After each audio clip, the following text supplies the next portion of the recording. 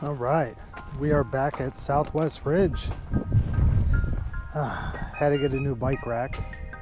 My other one, it clamped in the middle. They like grabbed the frame and the clamp stopped working. So went ahead and bought this guy. It's got really good reviews. It was a lot more expensive than I would have liked, but yeah. Bike didn't move an inch on the way over here. No shaking, no vibrating, no bouncing. So far so good. Let's get to the ride. All right.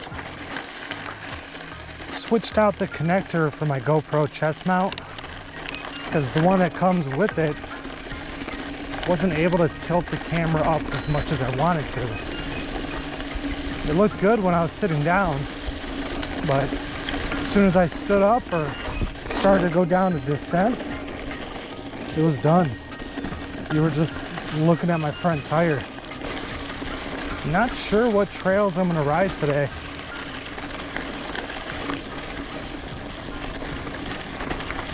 It's already 2:30 in Vegas. Sunday, October 5th, I believe. And it's warmer than usual. It's like 92, 95 degrees right now. Full sun. So me and my buddy John, we actually came out here yesterday, but we didn't start from where I'm at right now. He had the good idea of starting probably like almost a mile up the road, pretty much the next mountain over. And it was so much better because this right here, this trail is called Good Call, and it just kicks your ass right from the start. So this is the trail right here, and it's just relentless for like the first mile. It's a hell of a climb, steep elevation. I mean, there's parts where it's 10% plus elevation.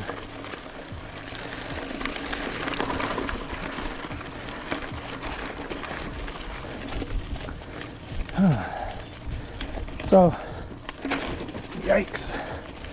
Coming up around the bend, there's a section that is like super steep, off camber, you know, a bunch of step ups right after each other that I don't think anybody can really climb it. I mean, I'm sure there's some people that technically can do it, but you know, every video that I watch on this trail, everyone kind of cuts out this part. Not this part, but you know, BKXC, he came and he rode this, and he sure did edit out this section coming up. It's not easy getting to this part. So this section right here, I've seen a bunch of people record this trail, and never once do they show this part, because I don't really think anybody can ride it. It's steep as shit. It's loose. There's a bunch of step ups back to back. I would love to be able to ride that, but I just don't see how it's possible.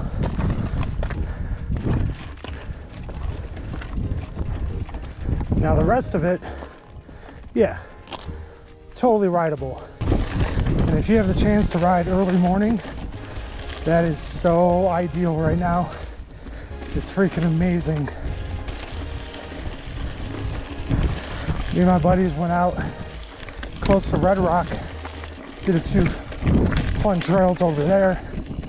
When we started, like at 5:30 in the morning, it was barely 50 degrees. It was freaking awesome. We were cold when we were unloading the bikes, but like 5 minutes later after riding, warmed up, Already starting to sweat.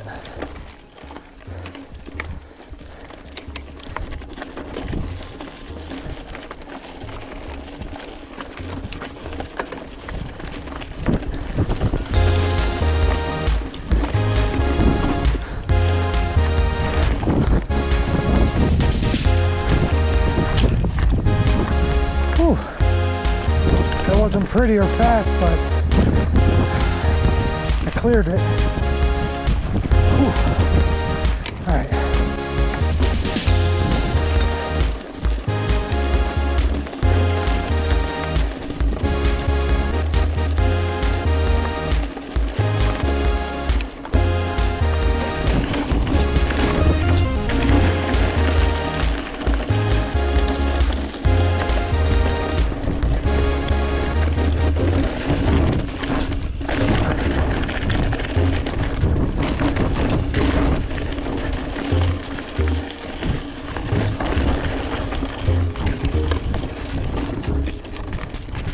Nice.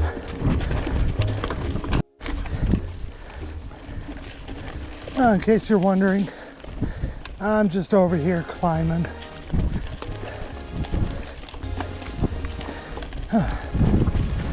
Check back in with you later. All right, we're just about 2 miles in, and all we've been doing is climbing. So if you like climbing, this is your trail.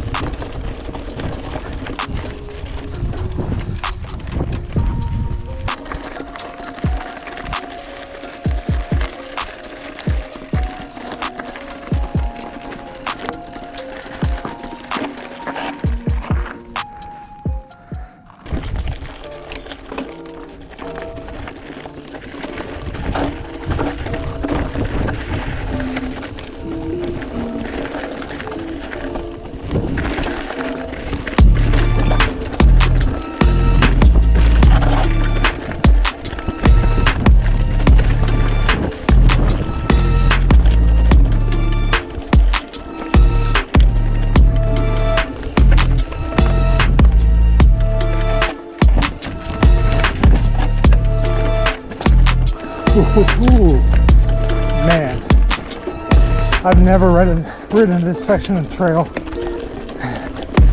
And that tight little drop right there, it's pretty much straight down. That's crazy. Okay, where did the trail go?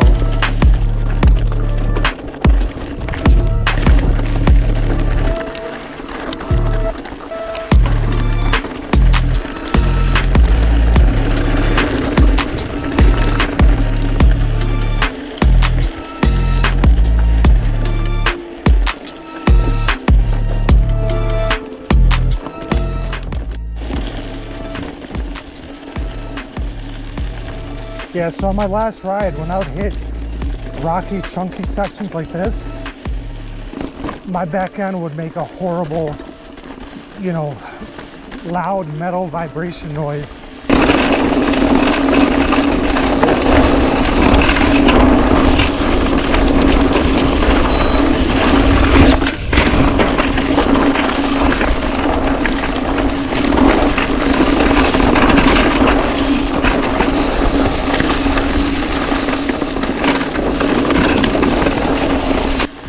Sounds like something was gonna fall off in the back, and I'd pull over, bolt check everything was fine, tight and torqued, you know, take her home, wash her up, check everything again, everything was fine. But yesterday I just decided to go to REI, grab everything that I needed to take off my cassette. Just a couple hours ago, took the cassette off, cleaned it up, put it back on, torqued it down real good, and now no noise coming out the back. It's not like my cassette was loose when I was taking it off, you know, it was on there, but it just seems like it lost a little bit of tightness, enough to make the first few cogs rattle on big hits and chunky sections. But it was just driving me nuts. I mean, my OCD was flaring up. I baby the shit out of this bike. I was just like, come on. Yeah, so for me, an ideal bike is a silent bike, but not a silent hub. That's probably gonna be my next thing. Get like an i9 hub or a DT Swiss. Something good, because this is only like a 3 prol hub. Love to get like a 4 prol with a way better point of engagement.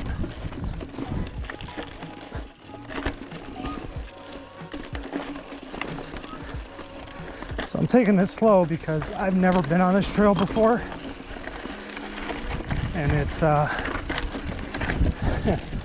pretty gnarly.